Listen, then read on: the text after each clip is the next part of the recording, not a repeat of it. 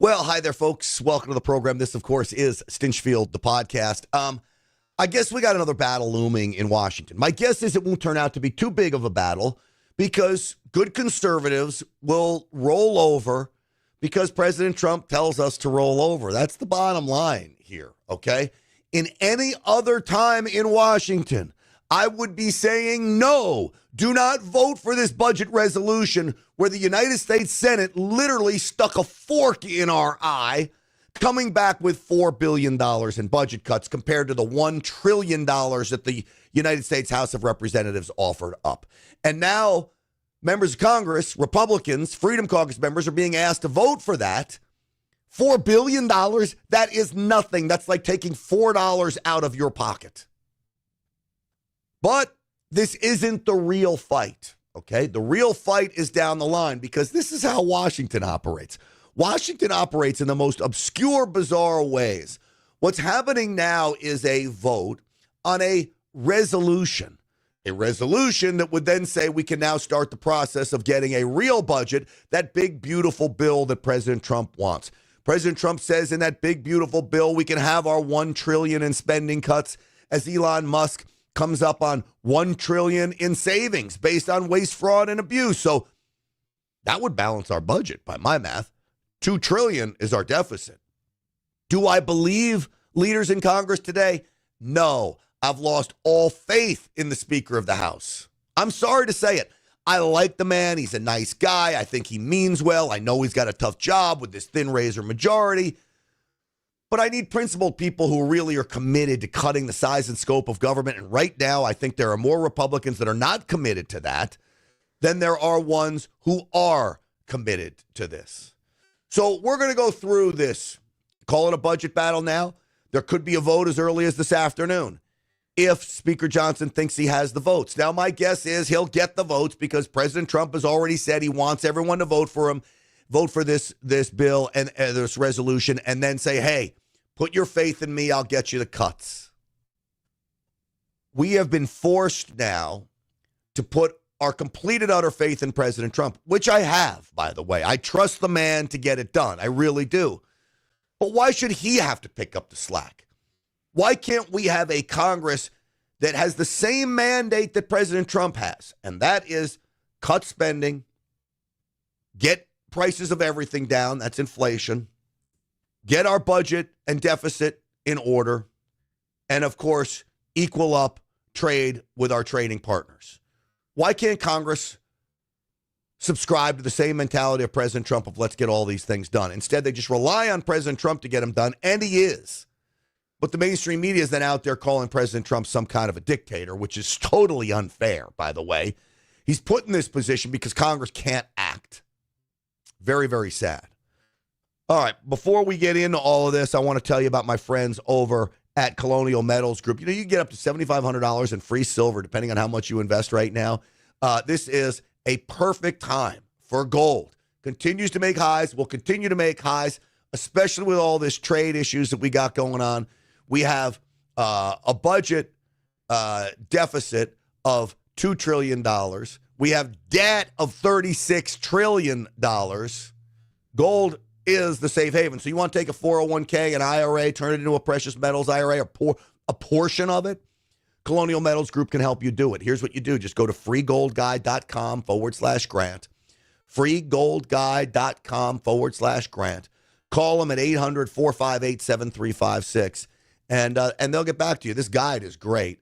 Tell you exactly how all this stuff works and why it is such a perfect place to put some money and protect your portfolio. freegoldguide.com/grant. I trust these guys. I really do. All right, with that, let's get the show started. We'll get to some of the sound bites of the day. Uncensored and unapologetic. This is Stinchfield. Here's your host, Grant Stinchfield. All right, it's great to be here with you folks. So, again, we've got a budget battle looming. Is it a battle? Probably not. Speaker Johnson is afraid he's not going to get the votes. Here's what I'm steaming mad at. Republicans in the House of Representatives do their job and offer up a budget blueprint. It's an important word. It's a blueprint because this is all just funny votes, I guess, right now. The blueprint calls for anywhere between $1 and $1.5 trillion in budget cuts. And the United States Senate has the gall, the audacity to come back with $4 billion. I could go to Washington right now and sneeze $4 billion. And yet that's what they come back with? Here's Senator Kennedy from Louisiana. The Senate passed its budget. Sent it over to the House. There are some questions about whether the House is prepared to pass it, especially considering now the stakes for Republicans of passing that with these tariffs in place. What do you say to your House colleagues about what they should do? Follow their heart, take their brains with them, accept our resolution. It's just a blueprint, just a baby step, but it's a necessary step. Wait, hold on a second, Senator. You know I love this guy. He's got great lines. Follow your heart and take your brains with you. So that's an interesting, if you really break that down, because my heart tells me do not vote for this resolution. It's not right and it's not fair to the American taxpayer to even start at this position. My brain tells me, okay, vote for it. This is not the real battle right now. The real battle comes when we get to this big, beautiful bill. We'll fight that battle down the road. Just get this behind us, move on, and then get to the real fight. But he also says, follow your heart, take your brains with you, and accept our resolution. So you can't have everything. He's basically telling you just accept it, smile, bend over, and take it. Excuse my vulgar language, but that's literally what's happening, and that is what that's what Congress is doing to the American people. They're making us just literally bend over and take it. It's a horrible analogy, but it is. The hard work's ahead. Here's what I predict will happen. After the House passes the resolution, and I think it will, if I were Thune and Johnson, I would give each House about no more than 90 days, and preferably 60 days, to come up with a consensus about what ought to be in the final bill. Neither side will achieve that. Then Thune and Johnson and others are going to have to go to the White House and sit down with the president and find out what he wants to put in it and what he wants to leave out of it. And then the president's going to have to go sell it. And I think that's the shortest way home here, in my opinion. All right. So, again, I have great respect for Senator Kennedy. I think he's one of the good ones in the United States Senate, but I think you've been in Washington too long. So you want 60 to 90 days to try to come to a consensus that you know you won't come to a consensus to, and then go to the White House, get President Trump to come up with a plan, and then President Trump is going to have to sell it. Now, if you know you're not going to come to a consensus in 60 to 90 days, then why do you need 60 to 90 days? Why don't you say 30 days? In fact, if you know you're not going to come to a consensus, why don't we say we have 1 week? 1 week is fair enough to hammer this out. I promise you, if I went up to Washington and sat down with John Thune, I'm going to know very quickly if we're going to be able to get there on the same page within a week. My Lord, you have multi-billion-dollar deals that have been negotiated in days. Only in Washington, D.C., does something like this take 90 days or a week. This is a few hours negotiation. Now, the nitty-gritties, you can hammer that out and have your people out. But look, we got to get to a point. How much in spending cuts? We want $1.5 trillion. You want $4 billion. What are you willing to get to? You willing to get to $1 trillion? You willing to get to $800 billion?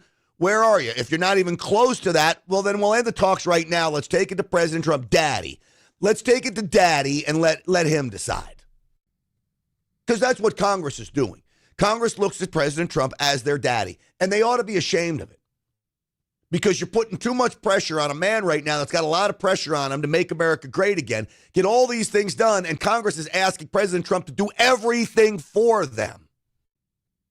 To me, it is quite pathetic. Now, Chip Roy has made it clear he's probably going to be a no vote on this. Now, he gears up. He puts a monkey wrench in the gears. He gums up the gears with his no votes. I don't blame him for voting no on this. But again, this isn't the fight. The fight is this big, beautiful bill. So let's just get to it. But we don't need to fight for 90 days. We need to fight about it for a week and then bring it to President Trump, let him decide, because we know that's going to how it end, just how can. There better be, because I'm telling you, all this crazy uncertainty we're seeing in the market today, yesterday, the day before, last week, since Liberation Day a week ago, all of it is based off of uncertainty. One of the pieces of certainty is the tax code, and that has to be part of this big, beautiful bill. We've got to extend the Trump tax cuts. There is no doubt about it. So I'm with Chip Roy that in my first preference would be to cut the size of government.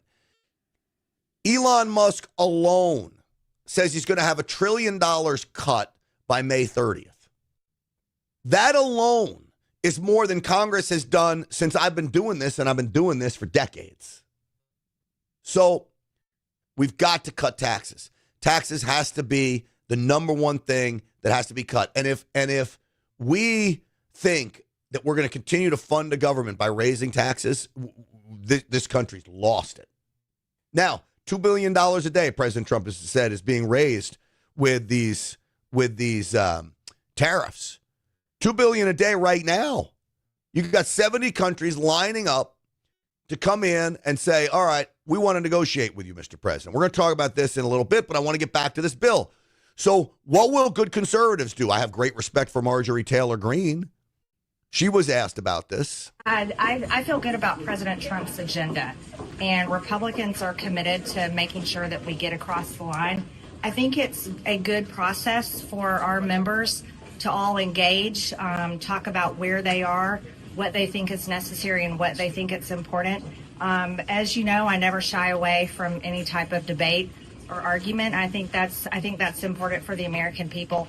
But I think we're going to be able to get there, and I look forward to going to the White House today and discussing it with President Trump. Are you confident you can get more cuts than the Senate framework calls for? You know, I chair the DOJ committee, and for me, at the finish line, when we get to the point of actually passing reconciliation, when we build President Trump's one big beautiful bill like he's been talking about, where it involves energy policy, border, and the most important piece is the tax law. That's going to be, that finished product is what I'm very interested in. The $4 billion in cuts is unacceptable, and I feel very confident that's not where we'll be when we get finished. All right, I hope. You just had Senator Johnson say, accept it. Just sign it and accept it. We'll go negotiate down the line. Now, I think she's saying when we are finished, meaning we'll do the resolution so we can start negotiating the budget, and down the line we'll be further. So what Marjorie Taylor Greene is asking us to do is what all these politicians ask us to do. It's not have faith in them. That's what they're telling you publicly. The wink and the nod is have faith in President Trump. President Trump will make us all get in line, and he'll figure it out, and we'll do what he tells us. Well, I'm glad you do what he tells us, and I'm glad he's there for that. But my Lord, what's happening right now in Washington is a disgrace, and you have President Trump in office to protect you, and they still kick the can down the road. About the meeting today at the White House, you mentioned 1 o'clock. We heard. What's the agenda there for you guys? We're going to be discussing the Senate budget resolution. And to your point, it's that you guys don't think it has enough cuts. Is that the? We'll be nailing out that details with the president. He's very passionate about getting this across in order to open up the reconciliation process, which is the key piece. This is how Speaker Nancy Pelosi and the Democrats were so successful. I want to see Republicans be successful in this for the people that voted for the MAGA agenda, the MAHA agenda, President Trump and his Make America Great Again agenda. Hey, Congresswoman, are you leaning against the legislation? Is that why you're going to the White House today? I'm going to discuss with members and with President Trump. The most important thing to me is as one of the very few Republicans in Congress that has stood with President Trump. Literally from the beginning, I never wavered. I campaigned for him all over the country. Is I want to make sure that his agenda, when we make the final product, gets passed, and that's what I'll be making sure happens. Do you plan? So I want President Trump to understand, and I know he does, that many good conservatives are giving him such wide leeway on what he's doing. Why are we giving you that leeway, Mr. President? Because we have the utmost faith and trust in you. We have the utmost confidence in you. But you also need to understand, we are bending in a way that we are not used to bending. So this $4 billion in cuts from the Senate for the resolution, no good conservative wants to vote for that. But President Trump came out adamantly on his Truth Social post.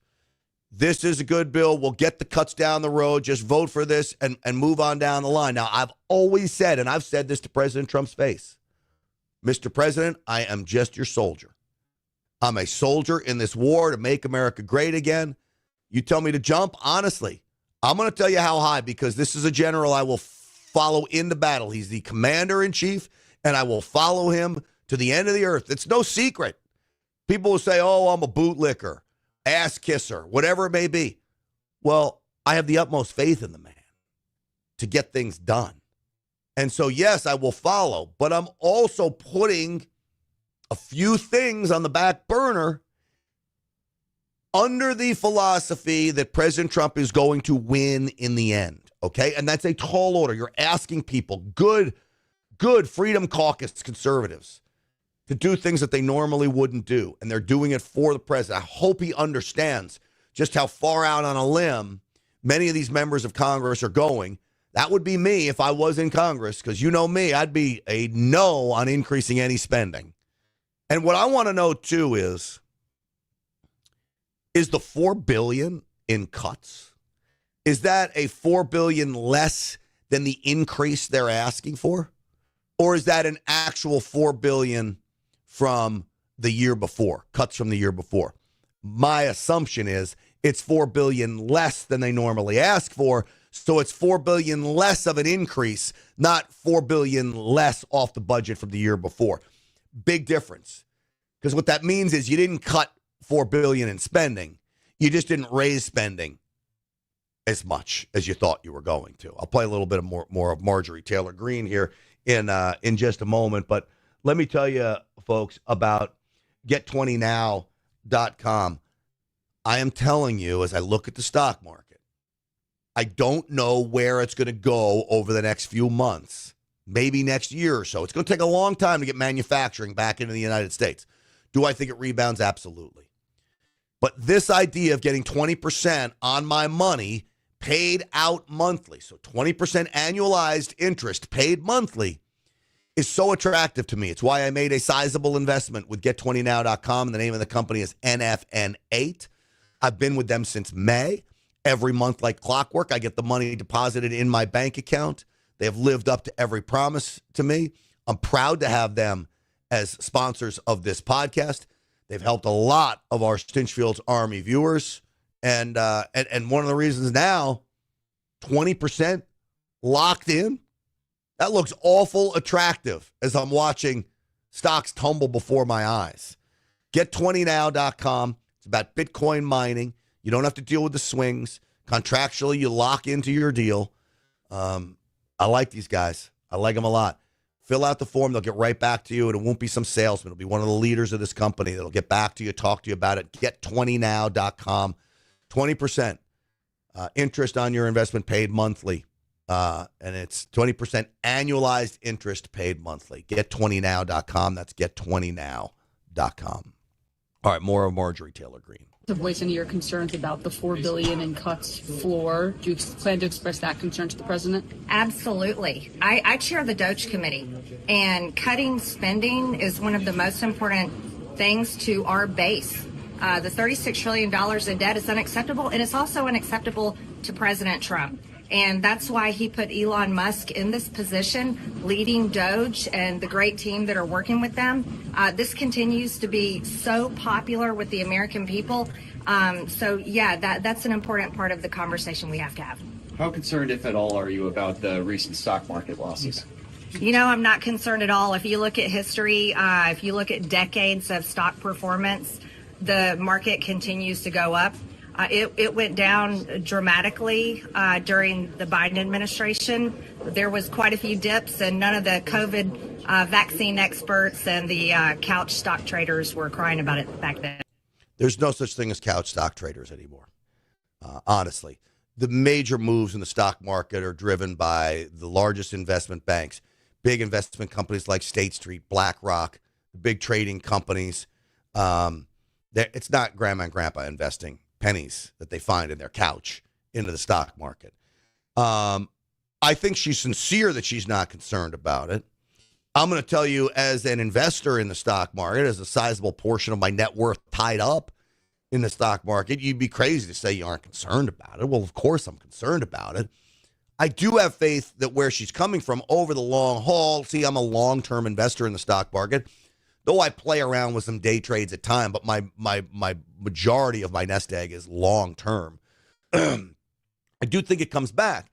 But if you're a senior citizen and you don't have 5 or 10 years for it to come back, well, it's a different boat. I understand why people are concerned.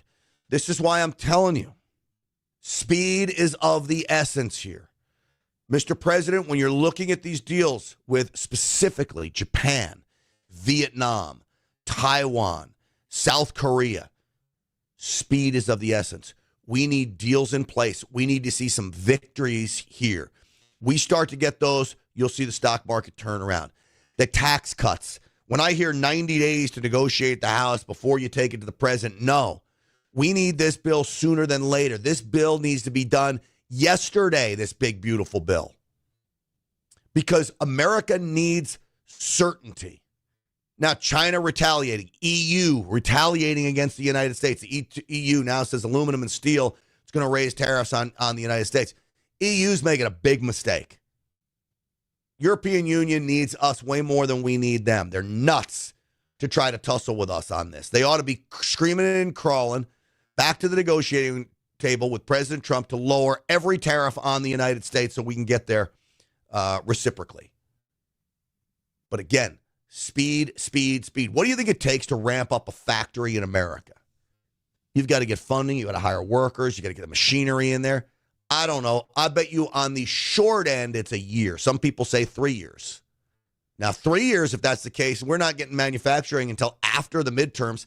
That's going to be too late. Republicans will lose if this doesn't turn around. I'm telling you right now, we will lose. Now, I have faith that President Trump believes we can start winning and winning quickly, but these deals are going to have to start unfolding in a very rapid manner. If they don't start unfolding quickly, we are screwed.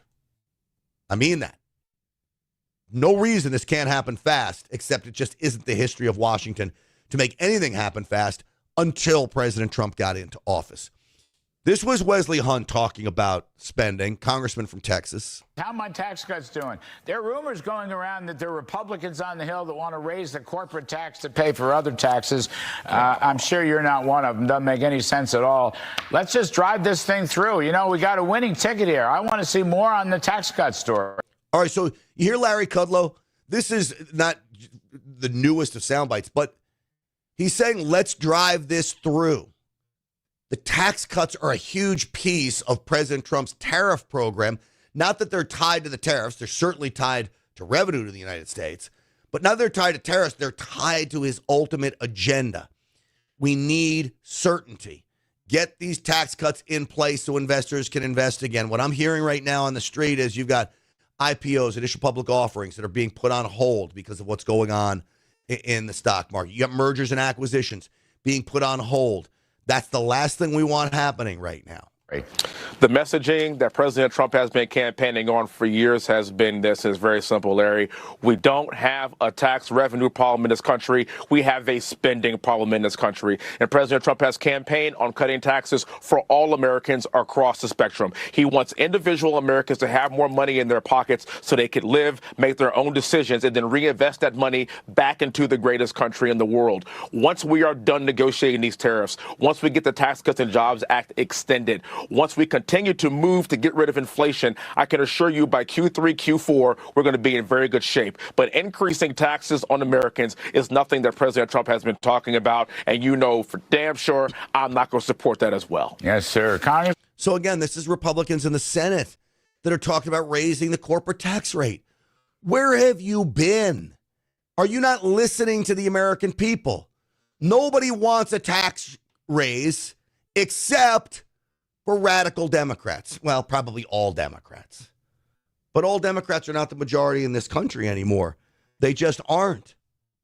So the president and executive director of the Daily Signal, that's the Heritage Foundation's basically daily newspaper, came on and talked about things like this. Republicans in the House and Senate need to get their act together and pass this budget reconciliation bill. And what you have in that budget reconciliation bill is the tax relief that President Trump wants to extend. Now, I would have preferred that happened first prior to tariffs being imposed, because I think that probably would have settled the markets a little bit. This was my plan. Those of you who watch this program a lot, hear Real America's Voice, maybe AM 870, no, I was calling for the tax cuts to be done first. Just get them out of the way. Even if they had to be in a standalone bill, get them out of the way. You would have literally given the markets a level, a mattress to fall onto softly. But we are where we are, so we didn't do it. He came out hard and fast on the tariffs. Fine. Now we got to come out hard and fast on the tax cuts. Kelly, but ultimately it's incumbent upon John Thune and Mike Johnson to get both of their caucuses together and get this done before Memorial Day. And we've known he's wanted to lock in that tax. You already said before Memorial Day. What is Memorial Day? It's May, right? May 30th, something like that. I don't even know. Or is it June, May 25th? I don't know. I don't know what day Memorial Day is. If anybody knows in the chat, put it in there. But it's not the week that I want it done in, and that's just the resolution. It's not a week. It's literally 6 weeks to probably 3 months, depending on when Memorial Day is. Unbelievable. Extension for years. Well, and go back to 2017. I think one of the reasons why Republicans did poorly in the 2018 midterms is they waited so long to pass those tax cuts. It wasn't until December of that year, and the effects of those tax cuts and the economic outcome that we started to see didn't really materialize until it was too late, and they didn't benefit politically from them. All right, so Memorial Day is May 26th. Thank you, folks. May 26th, we're right now, it's April 9th. Why do we need 6 weeks to negotiate this? As I mentioned, you could have billion-dollar deals for monster corporations. They're talking about TikTok changing hands and all. This could be hammered out in no time flat if you had businessmen in Washington. The problem is, what do you have in Washington mostly? Lawyers. Lawyers in Washington, in my opinion, happen to be the problem. What happens when you get lawyers involved? Everything gets dragged out. Why? Because they can bill you for it. Now, I think they're just in the habit when they're in Washington, because the only people getting billed are the American people. Because until we get a budget underneath, we're paying interest on all this debt.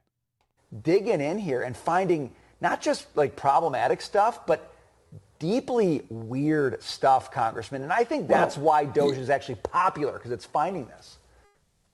I think that is correct. And I want to be mindful of a couple things. First of all, right, we've had various reports in the past. Rand Paul, senator from Kentucky, great American, put out his Festivus report every Christmas, outlining a whole list of stupid expenditures. But unfortunately, so many of my colleagues, I got to be honest here, Congress is the problem. We've been funding this stuff. We've been turning a blind eye. You know, we had an amendment on the floor of the House to cut USAID funding in half a year and a half ago. My friend Eli Crane offered it. 102 Republicans voted for it. 114 Republicans voted against it. It's a new day in the swamp. President Trump is delivering. Elon is shining a spotlight on what a lot of us have been saying. Now we need to get our own religion here on Capitol Hill. Stop funding the very tyranny and the very bureaucrats that are undermining your freedom, that are spending all this money on waste, fraud, and abuse, that are, spending your children's inheritance, that are funding an FBI that are targeting American citizens and putting people in jail for exercising their free speech rights and standing up for life like they do with the FACE Act. Stop funding that and borrowing $2 trillion a year, adding up debt to our children. You know what's amazing is it took Elon and President Trump to get into office to get people talking like that. Now, Chip Roy probably talked like that. Freedom Caucus members did, but most others didn't. Congress has been the problem for the longest time, since the beginning of time. I'll ask you, how does Chuck Schumer have a net worth of $70 billion? He's been in Congress for 40 freaking years. How? Elon Musk says he has a paper trail. Tim Burchett, representative from Tennessee, says Elon Musk told them about the paper trail that goes back to some of these members of Congress. We're going to talk about that in a little bit, including members of Congress' wives owning buildings that the federal government leases. Do you see what has happened? The swamp has overtaken Washington, D.C. Those who were supposed to be the overseers and controllers of the swamp creatures are now the swamp creatures themselves. And I'm talking, of course, about members of Congress. So Chip Roy has been an issue sometimes with President Trump's agendas. I think for the most part, he's a principled man. I don't not like Chip Roy. I just think he gets in the way sometimes on things that he doesn't need to get in the way of. I'm with him, though, on this reconciliation, this vote, this resolution to get there. But again, the fight's the next battle, right? Is the next battle. This is E.J. Antoni. He comes on the Real America's Voice show a lot with the Heritage Foundation. If we look at how did the average American or how did the typical American family do during the 4 years of the Biden administration, the answer is quite poorly.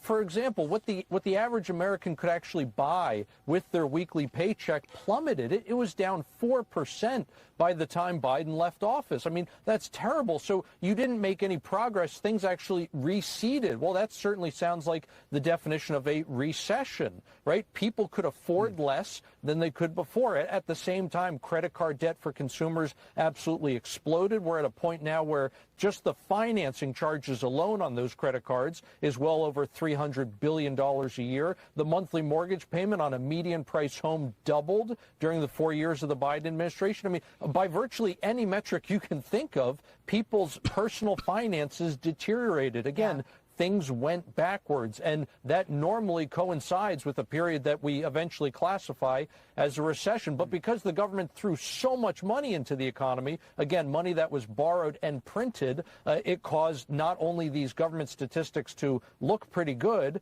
but it also caused runaway inflation and the highest interest rate hikes we saw for 4 decades.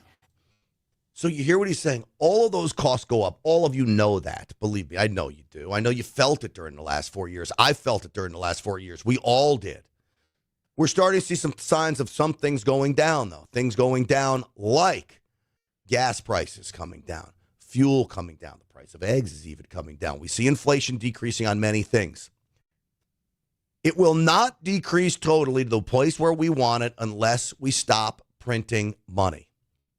Now, if Elon really means it, that he's cut $1 trillion by May 30th, that would be half our deficit. We're halfway to balancing the budget just on Elon's waste, fraud, and abuse investigations. Boy, we're well on our way to not having to print more money. Republicans wanted to cut, what did I say? $1 trillion to $1.5 trillion. If you take Elon's cuts, you take the Republicans $1 trillion to $1.5 trillion. If you go to $1.5 trillion, now you have a $500 billion surplus. Now, what Washington would want to do is increase spending and use that surplus. What I would offer up is take the $500 billion, start paying down the debt, man. Start paying down this debt. Could you imagine if we could wipe out America's debt? Why not? Why couldn't we get to that point? American households do this all the time. Of course we could get to that point. Now, I will say this. Rand Paul is standing in the way of all this. He's a party stooge, says Broadcast Network. Not MAGA. I agree with you. I agree that Chip Roy can get in the way. And there's another guy named Thomas Massie that can get in the way. Now, the things that these three have in common, more Massie and Rand Paul, is that their good ideas are really good, but their bad ideas are really bad. I've said that before. This is the problem with libertarians, and I believe Massey is more of a libertarian. Their bad ideas are really bad. But he does have some good things to say, and I want to play you a clip of Thomas Massie explaining what happens when you print so much money. And it's an interesting clip to see. So I'm going to play that for you here in just a moment. But before I do, have you switched yet? Please tell me you have. Why are you with the big three cell phone companies? You are funding the left. Every time you make a phone call, if you're on an AT&T or Verizon call, you are helping the left. There's just no other way around it. You switch to Patriot Mobile, you can choose between the big three networks. So that's a positive. They'll give you up to $500 to switch your line, to get out of your contract. That's a positive. America's only Christian conservative wireless provider. They believe in the things we do. They support programs like this, charities that support conservative causes. That's a positive. Maybe the biggest positive to me is 100% U.S.-based customer service. They're quick when you call. They're on there. They're on it. They're great. All speak English, okay? That's a huge positive. And when you switch to Patriot Mobile, there's another positive. A performance guarantee like you wouldn't believe. Because you can choose between the big three networks of where you want your service held, you could switch networks if it's not working for you in your town. You can't do that with the others. So again, patriotmobile.com/grant. That's the website, patriotmobile.com/grant. Use promo code GRANT for a free month service. Or just call them at 972-PATRIOT, 972-PATRIOT, and tell them Grant Stinchfield sent you. All right. I promised Thomas Massey, it's an interesting analogy he did about what happens when you print too much money. This is what happens when you have a quantity of something and then you add more to it. This is dilution. The principle is so simple that a child can understand. And you can create this little science project at home. Sorry, you can have your tea back. Okay. But the principle is called dilution. And when you print $5 trillion and you put it into the economy, you have diluted the value of the money. So for instance, if you had a minimum wage at some amount and somebody was making minimum wage and they were still making minimum wage after this money was printed, they actually are making considerably less in terms of real dollars. It's dilution. So the $5 trillion that we printed, I would argue, is the primary source of inflation. You know, we can say, well, eggs went up because feed went up, fuel went up because there's a war in Ukraine. You can find a lot of excuses for various different industries. But what is the probability that every price went up all at the same time? You can't blame them on specific supply chain problems. The thing how do you explain the global? Yes, I'm glad you asked me that, Professor Raskin. Because they did the same thing in Europe. They did this everywhere. They printed their own equivalents of the Federal Reserve and Treasuries, created their own money out of thin air. Mm-hmm. It may be the only thing that saved our dollar is that everybody else did the same thing to their currency. And so the question is, right now we're coming up on the debt limit. Why isn't anybody proposing to print more money? Why aren't the economists proposing to print more money? Because it is poison. When you print money, it is poison to our economy, and it is.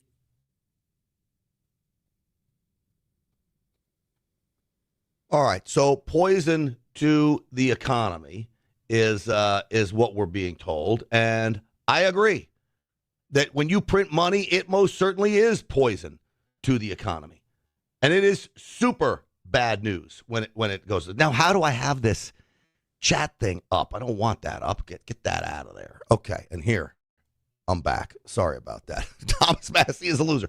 I was clicking on the comment. And now I see that the comments can go up on the screen when you click on them. That's pretty amazing. All right, you learn something every day. All right, so Thomas Massey with some truth there.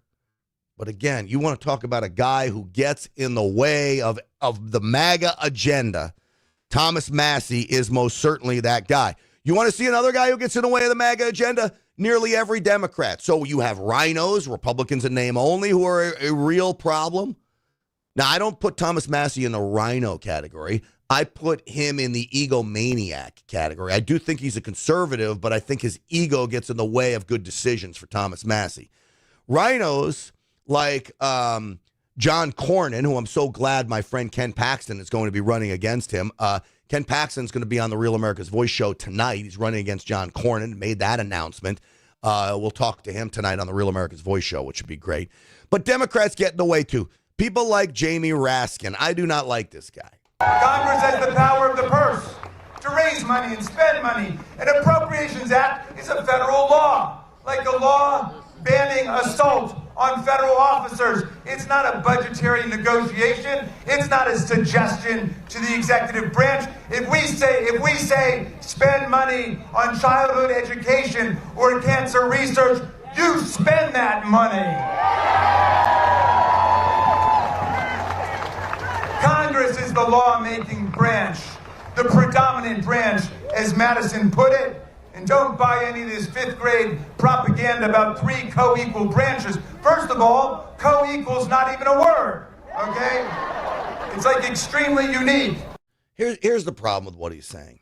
It is true that Congress controls the purse strings for the United States government, and it directs where it wants the money to go. But once it gets to the agency, the president directs the agency. So Congress doesn't say, we direct it to be spent on this grant for transgender mice. No, you direct a certain amount of money to go to Health and Human Services. Then Health and Human Services decides how they want to spend that money. Who does the Secretary of Health and Human Services work for? The President of the United States. It is the executive branch. He decides how the money allocated to each agency is spent. It's a big difference that Congressman Raskin is leaving out there, which is why President Trump can say, okay, you can give us this big pot, but we're either not going to spend it or we're going to spend it on this and not spend it on that, and you can pick and choose. But Congress isn't involved in every single line item. Could you imagine? Government would never operate. You'd need a congressional approval for every invoice submitted to the federal government. Would bring everything to a grinding halt. But Raskin doesn't think about that. Hey, folks, we got a nice audience in the Rumble chat. If you're watching on Rumble, please subscribe to my channel. We're growing at a very quick rate here on Rumble, and I would appreciate a like and a follow on Rumble. Helps me get the word out. When we go live, you'll get a little notification that we're up and running. Speaking of tariffs, how concerned are all of you about the tariffs? I'm interested. If you want to put it in the chat, go ahead and put in the chat your comments about how concerned you are about tariffs. Do you support the idea? Are you like me? I don't want to say skeptical of tariffs. I'm a little concerned about tariffs, but I'm giving President Trump the benefit of the doubt, and I'm not going to question him until it gets to the point where we know it's not working. But I think we're going to get to the point where we know it is working. I really do. Oh, boy, is it asking me for a lot of fortitude, though, as I watch these stocks collapse? Absolutely. So where do you stand on stocks? On tariffs? I will let you type in the chat room while I play Mr. Wonderful, who was on CNN. This is what he thinks about tariffs, specifically on China. You know, President Trump raised the tariffs on China another 50%. We're now at 104% on China. Mr. Wonderful says it's not enough. 104% tariffs on China are not enough. I'm advocating 400%. I do business in China. They don't play by the rules. They've been in the WTO for decades. They have never abided by any of the rules they agreed to when they came in for decades. They cheat, they steal IP. I can't litigate in their courts. They take product, technology, they steal it, they manufacture it, and sell it back here. Never has an administration. 400% tariffs? What would that I look want like? Xi on an airplane to Washington to level the playing field. This is not about tariffs anymore. Nobody has taken on China yet, not the Europeans, no administration for decades. As someone who actually does business there, I've had enough. I speak for millions of Americans who have IP that have been stolen by the Chinese. I have nothing against the Chinese people. They brought great literacy, art, and tech to the world. The government cheats and steals, and finally, an administration, you may not like Trump, you may not like his style or his rhetoric, finally, an administration that puts up and says enough. 400% tariffs tomorrow morning. He'll tell you why. Xi can only stay the supreme leader if people are employed. If we wipe out any business there, because we are still 39% of all consumables on Earth and 25% of the world's GDP, America is the #1 economy on Earth with all the cards. We will not have that forever.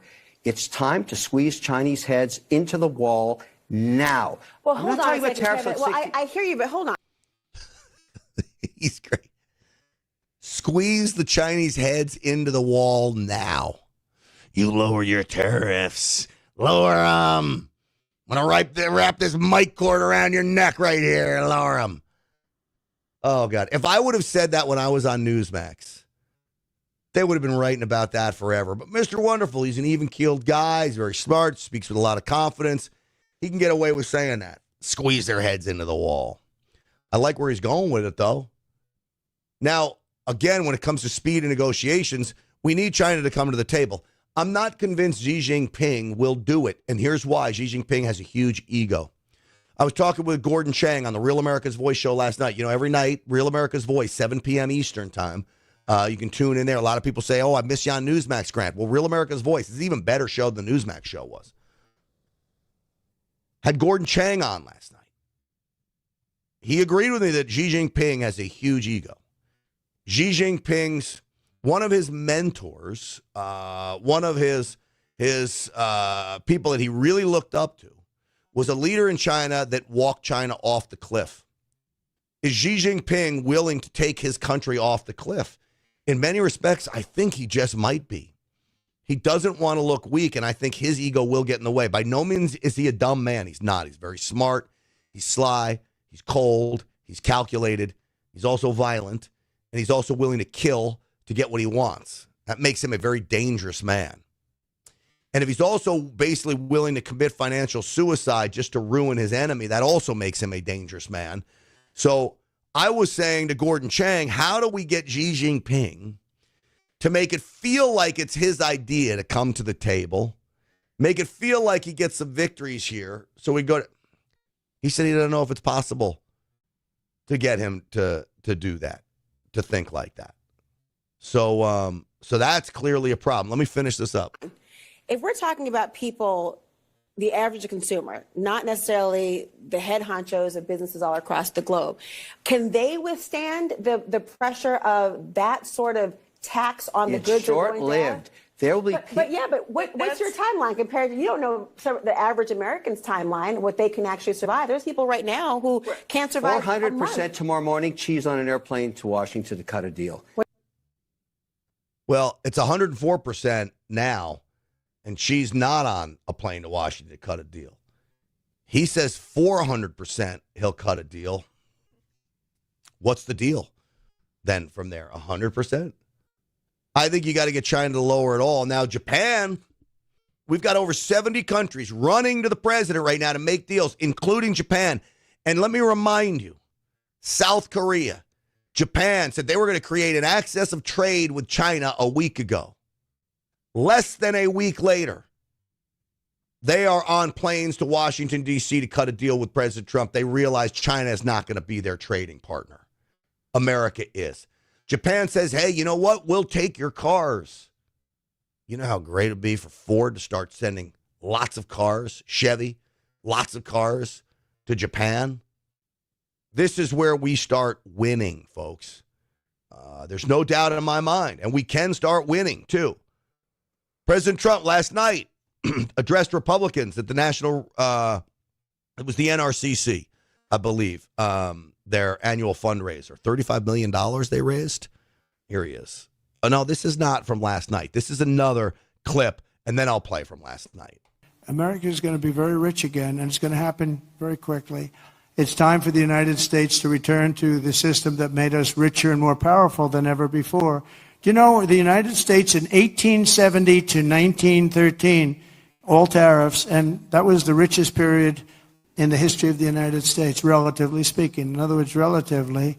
And they set up the Great Tariff Commission of 1887, and this commission had one function: what to do with all the money that we took in. It was so enormous that they had no idea. It was a blue ribbon committee. It was set up 1887, and what to do with all of the money that we had. And again, Teddy Roosevelt was a beneficiary, because when McKinley was killed, he took over this vast sum of money, and he did all of those national parks and all of the other things. And I'm not knocking him, but he was given a vast amount of money. And that was all made through tariffs. We had no income tax. The income tax came in 1913. Oh, my Lord. If we could do away with income tax, I would say, hallelujah, Lordy Lord. Yesterday, I get a call from my accountant. Folks, I pay estimated taxes every quarter. I do a lot of things. I have businesses that I run. I've got the podcast. I've got the TV show. I've got the radio show. I've got stuff I do on social media. Then I have my business endeavors. I've got investments that I make. I'm blessed. Don't get me wrong. I'm blessed. I had been making sizable quarterly investments. Excuse me. They're not investments. Sizably quarterly contributions to the United States of America. Sizable. I got the call. I owe tens of thousands of dollars more. As of yesterday. What? You know what the accountant's line to me is? It's great making money, Grant. This is what you have to do. You got to pay taxes when you make money. I said, well, what am I hiring you for? You're supposed to somehow find me, okay, the way to lower my tax burden legally. Anyway, I'll pay the money because I am blessed to be making money. Fine. But again, income taxes kill you. I would love a national sales tax. I've talked about this a lot. It's called the fair tax. I urge anybody out there, Google it. It's the most studied tax plan on the face of the earth. They talk about a 20% national sales tax, but you do away with income tax altogether. Corporate level, you do away with income tax. Personal level, you do away with income tax. And everybody pays 20% on new goods and services. New, not used, new. That to me, you make $100,000 a year, you keep the $100,000. I'll pay the 20%. If I want to buy a Mercedes, then the rich people are going to pay more than if you buy a Yugo, whatever. They still make those. Remember the Yugos? I don't think they make those. They were cheap. Whether you buy, what's the cheapest? A Hyundai? I don't know. And Ratchet says the U.S. has more cars to play than China. That is very, very true. Island 9/11, taxation is theft, and that theft has been industrialized. You better believe it. Island. There's no doubt in my mind that it amounts to theft. It most certainly does. Hey, folks, let me tell you about my friends over at Energized Health. EnergizedHealth.com is where I want you to go. It's about cellular hydration, inner cellular hydration. I'm 56 years old. One of the reasons that I think I'm in pretty good shape for 56. I dropped my car off to be washed in my neighborhood. I had to go to my special lady friend's house last night, and I jogged to the car. And I thought, I'm pushing 60 years old. How many people pushing 60 years old are jogging to the car wash? And it was like nothing for me. I wasn't even out of breath. EnergizedHealth.com. I lost 15 pounds in 2 weeks. My muscle mass is up. My cholesterol is down. My visceral fat, that ugly fat around your organs, down. Gone. Body fat, gone, down. All the things that are supposed to move in the right direction are all the things to move in the wrong direction have stopped. Okay? EnergizedHealth.com. These folks changed my life. They can change yours too. No matter what age you are, if you got to lose 10 or 15 pounds, or you have to lose 300 pounds. They have clients that have done that too. They can help you. If you're 85 or if you're 18. EnergizedHealth.com/Grant. Pay them a visit. It's a life-changing experience with Energized Health. I promise you about that. You're gonna love them. All right. As we move on, don't forget, if you're watching on Rumble, Facebook, wherever, please hit the like button. Please subscribe, follow, whatever you call it. That way you get notified when we come on live here. All right, President Trump. From last night. The first 4 years, we had the most successful country in history in terms of economics. We had an 88% increase in the stock markets. We had an 88% increase. There's never been any president that had an 88% increase. We had 88%.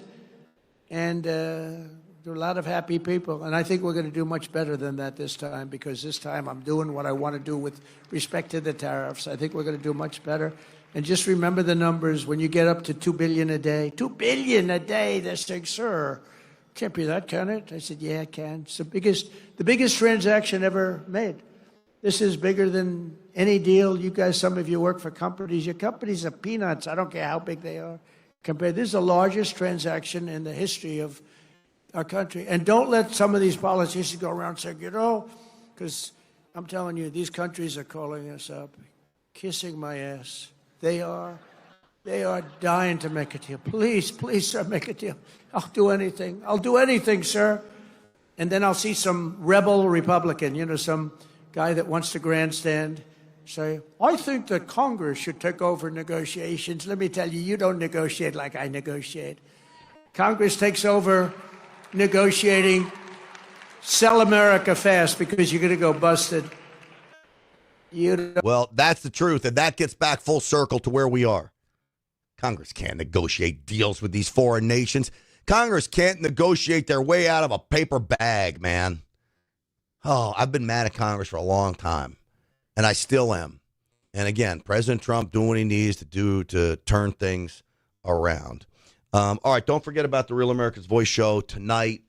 Folks, a quick reminder, just real quick, because I don't want to be too salesy, but this is so important. You see, we're going to raise tariffs on prescription medications now. I promise you, this is going to create a shortage on prescription drugs. You better get one of these wellness kits soon, okay? It's going to be a shortage. We get all our ingredients. Watch the podcast from yesterday. Seriously, watch it. Go there. This is scary, scary stuff. The wellness company will send you a prescription medicine kit to your door, twc.health/grant. Use the promo code GRANT, and you'll be ready, because right now it's going to get ugly when it comes to these prescription medications. twc.health/grant. Use the promo code GRANT for 10% off. All right, that's going to do it for us, folks. Thank you so much for watching. I love every one of you. Stinchfield's Army rolls because of you is the real reason why that's the case. And then we'll see you on the Real America's Voice show tonight at 7 p.m. Eastern time, okay? 7 p.m. Eastern time on Real America's Voice. Ken Paxton will be on. That's my big guest tonight. We're looking forward to talking with him about his run against John Cornyn, the RINO from Texas. That'll do it for us. Thanks for watching, everybody. We'll see you soon.